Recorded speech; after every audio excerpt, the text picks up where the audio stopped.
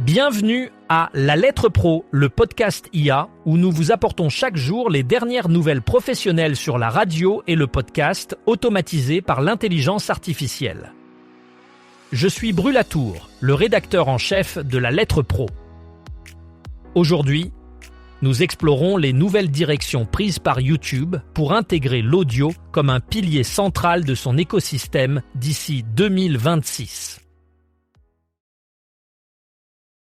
YouTube, sous la direction de son CEO Neil Mohan, continue de se positionner comme le leader du streaming aux États-Unis. En 2026, la plateforme mettra un accent particulier sur l'audio, notamment la musique et les podcasts, comme éléments structurants de son écosystème. Cette stratégie vise à renforcer la diversité éditoriale et à offrir une expérience utilisateur personnalisée. En plus des vidéos longues, des shorts et des live streams, YouTube investit dans ses formats audio pour faciliter la découverte de contenus et intégrer de manière fluide l'audio dans le quotidien des utilisateurs. L'audio joue également un rôle clé dans le modèle économique de YouTube. Depuis 4 ans, la plateforme a versé plus de 100 milliards de dollars aux créateurs et artistes, générant un impact économique significatif aux États-Unis. Les formats audio participent pleinement à cette dynamique, notamment à travers des partenariats de marques et des fonctionnalités de shopping. En 2025, plus de 500 000 créateurs étaient actifs sur YouTube Shopping, générant des millions de dollars de GMV. L'intelligence artificielle est au cœur de l'innovation chez YouTube, offrant de nouvelles perspectives pour la création de contenu audio. Plus d'1 million de chaînes utilisent quotidiennement des outils IA pour produire des contenus sonores. L'IA permet également de créer des podcasts et des shorts à partir de voix générées, tout en assurant la transparence des contenus modifiés. Des outils sont en développement pour aider les créateurs à gérer l'utilisation de leur voix ou images dans des contenus générés par IA. Enfin, YouTube prévoit d'intégrer davantage de formats audio dans les shorts, qui génèrent 200 milliards de vues par jour. Des fonctionnalités interactives comme Ask enrichissent l'expérience utilisateur, permettant aux spectateurs de poser des questions sur le contenu. Cette interactivité vise à encourager des formats hybrides entre podcast, musique et vidéos courtes, faisant de l'audio un domaine riche et adaptable au sein de l'écosystème YouTube. Les 3 et 4 février 2026, la Bellevilloise à Paris accueillera la 21e édition du Paris Radio Show, un événement incontournable pour les professionnels de la radio et de l'audio digital. Cette année, le thème est Audio Action, mettant l'accent sur les transformations opérationnelles du secteur. Plus de 4000 visiteurs sont attendus pour découvrir 80 exposants et participer à 30 sessions animées par 100 intervenants. Durant ces 2 jours, le salon proposera des conférences, des ateliers et des rencontres autour de sujets clés tels que les formats, l'intelligence artificielle, la régulation et l'innovation. Des discussions sur la monétisation et la diversité éditoriale seront également au programme. Le salon se terminera par une keynote de clôture soulignant l'importance de l'innovation et du partage d'expériences concrètes.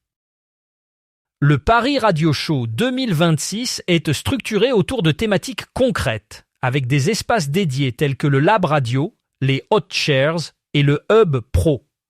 Le salon est ouvert au public sur inscription préalable et met en avant les acteurs de la radio commerciale, associative, locale et numérique. Une nocturne est prévue le mardi jusqu'à 23h30, offrant une opportunité supplémentaire d'échange professionnel. Aujourd'hui, je vous parle d'une station qui vous transporte dans le temps avec 100% années 80. C'est une expérience auditive qui va bien au-delà de ce que proposait un Walkman à l'époque.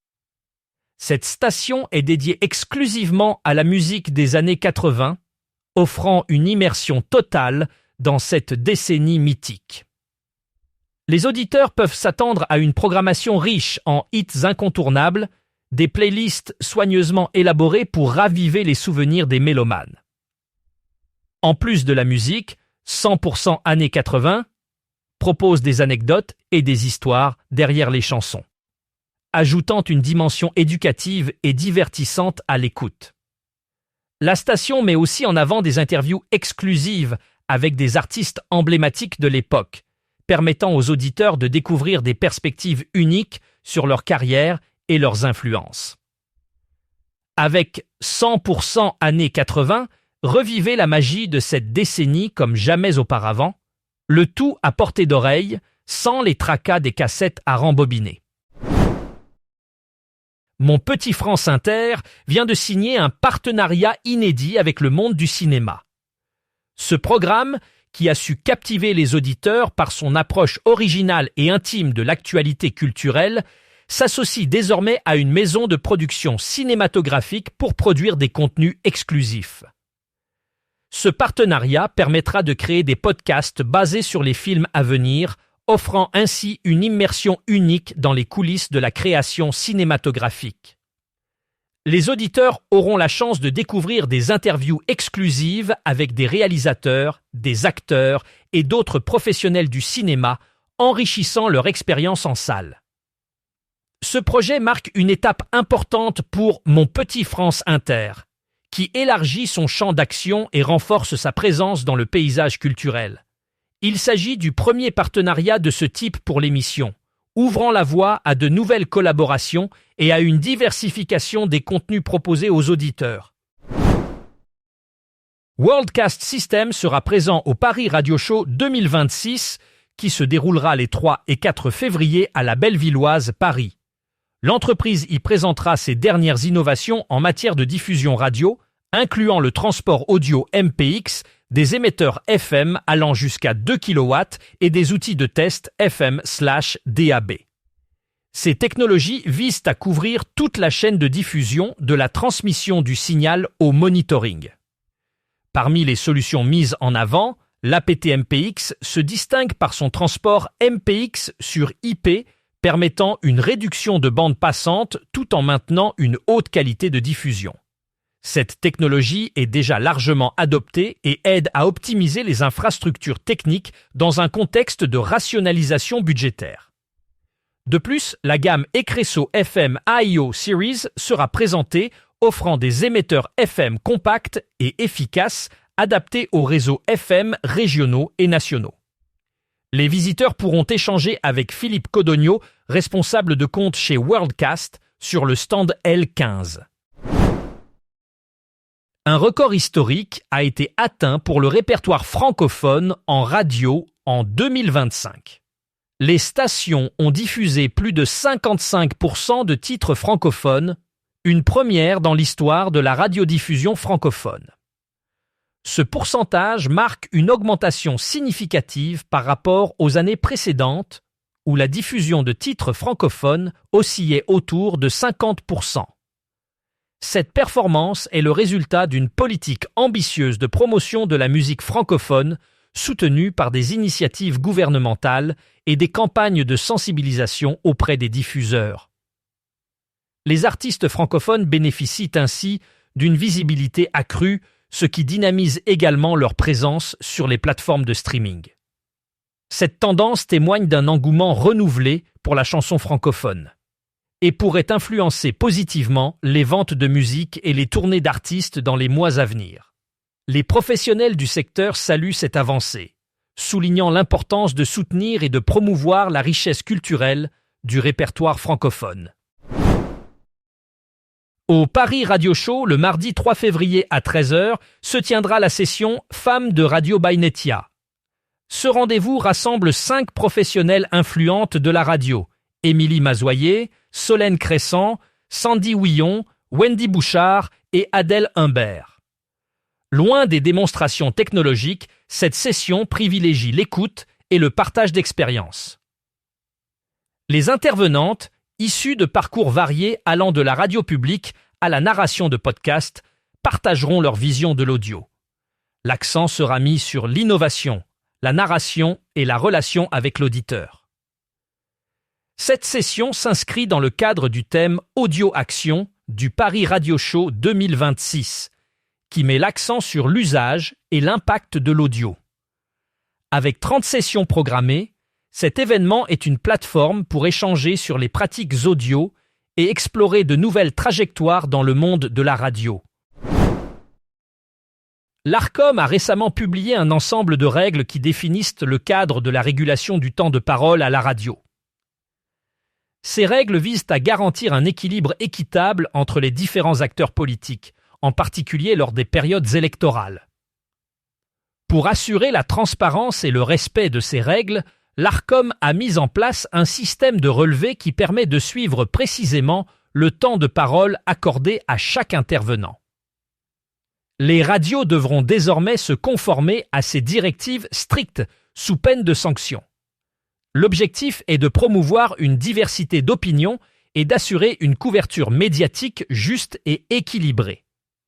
En outre, l'Arcom encourage les radios à adopter des systèmes de mesure automatisés pour faciliter la collecte et l'analyse des données liées au temps de parole. Cette initiative s'inscrit dans un effort plus large de modernisation et d'adaptation des pratiques réglementaires aux évolutions technologiques actuelles. Au Paris Radio Show 2026, qui se tiendra les 3 et 4 février à la Bellevilloise, Broadcast Associés et la boutique broadcast.fr présenteront une vaste gamme d'équipements pour les professionnels de la radio sur le stand L15. Des consoles numériques, des micros, des codecs, des traitements de son, des émetteurs FM, ainsi que du mobilier de studio feront l'objet de démonstrations en conditions réelles. Les visiteurs pourront manipuler la gamme Oxygène d'Axel Technology et découvrir un nouveau logiciel d'automatisation radio conçu pour les radios à budget limité. Ce logiciel intègre l'audio, la vidéo et les données, offrant une solution complète et accessible. Des démonstrations seront assurées tout au long du salon avec l'équipe de développement sur place. Pour une immersion totale, Radio Broadcast proposera un flux d'archives audio inédites et une nocturne festive aura lieu le 3 février avec un apéritif géant et une soirée crêpes permettant aux professionnels de se rencontrer de façon conviviale. Merci d'avoir écouté cet épisode de La Lettre Pro, le podcast IA.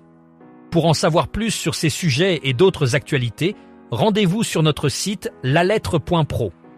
Vous pouvez également vous abonner à notre newsletter quotidienne pour ne rien rater de l'actualité de la radio et du podcast. À demain pour un nouvel épisode.